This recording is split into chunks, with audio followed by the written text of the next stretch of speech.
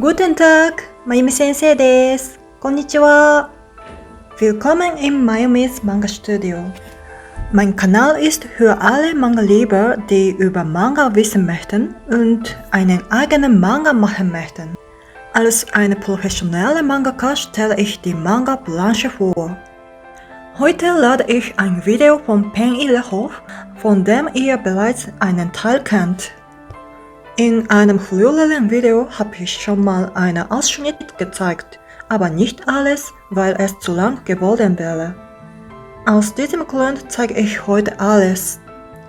In diesem Video stelle ich meine Manga und Werkzeuge vor, die Mangaka benutzen. Das ist eine Seite meines Mangas, an dem ich momentan arbeite. Der Manga heißt Datte mo kekkon shiteru kara und wird in Japan, Korea und Taiwan verkauft. Das Thema dieses Manga ist die Liebe und die Ehe.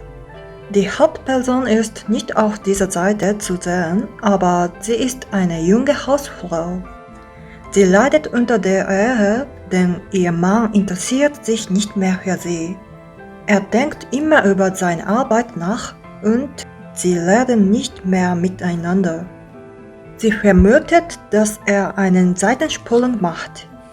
Deswegen geht sie heimlich zur Mittelschule, wo er arbeitet, um herauszufinden, ob er sie betrügt. Dort lernt sie einen Jungen kennen. Die zwei freunden sich an. Allmählich verliebt sich der Junge in sie.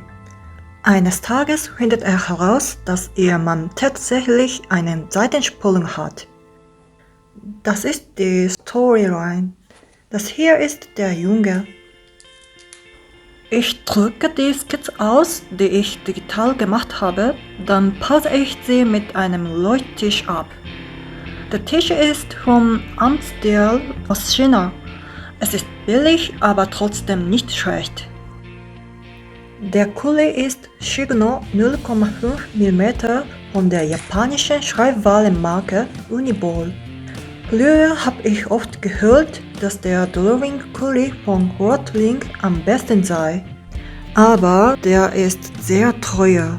Wenn man den Kuli in Japan kauft, kostet es ca. 15 Euro.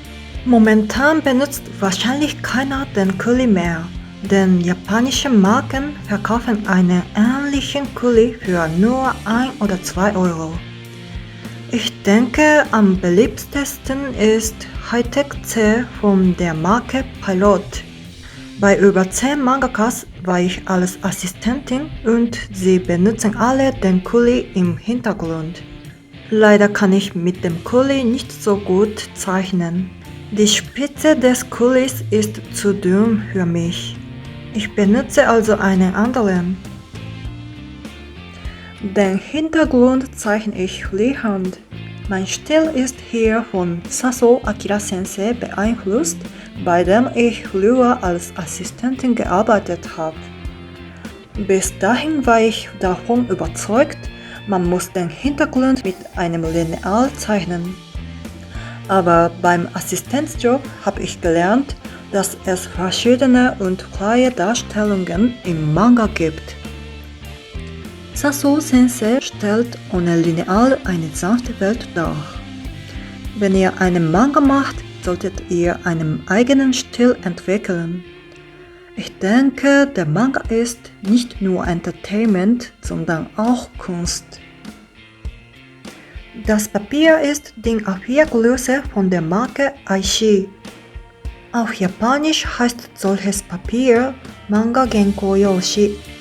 In Japan gibt es einige Marken, die Manga-Artikel herstellen. Das Besondere an Aishi-Papier ist die glatte Oberfläche. Man bleibt mit dem Stift nicht hängen.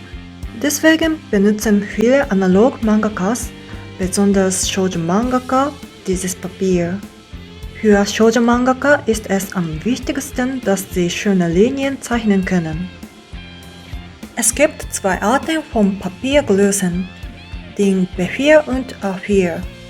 Das B-Format ist eine japanische Größe und liegt zwischen A4 und A3. Fast alle professionellen Analog-Mangakas benutzen P4, weil japanische Manga-Magazine das P-Format nutzen.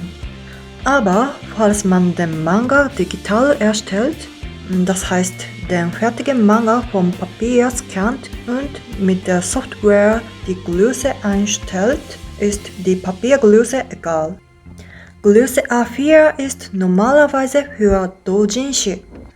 Aber mit der Zunahme von Webmanga verwenden Profis heutzutage immer mehr A4.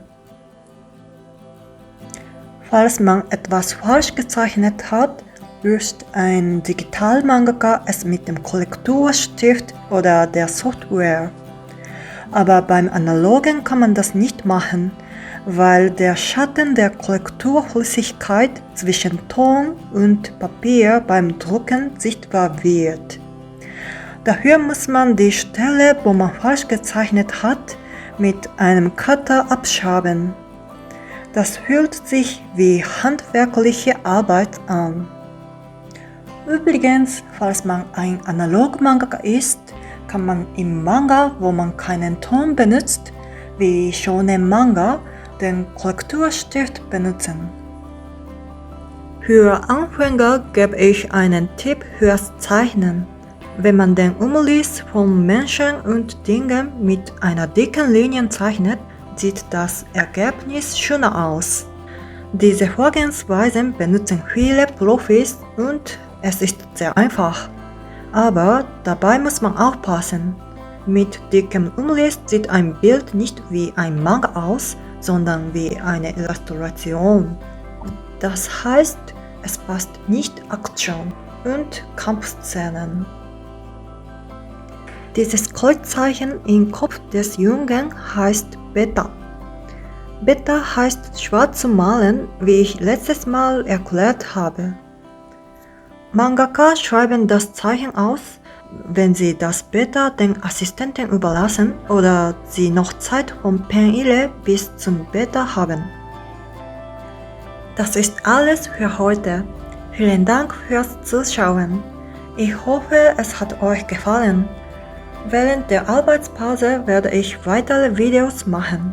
Wenn ihr Wünsche habt, schreibt es in die Kommentare. Und ich freue mich, wenn ihr meinen Kanal abonniert und für das Video eine gute Bewertung gebt. というわけで今回もありがとうございました。Tschüss!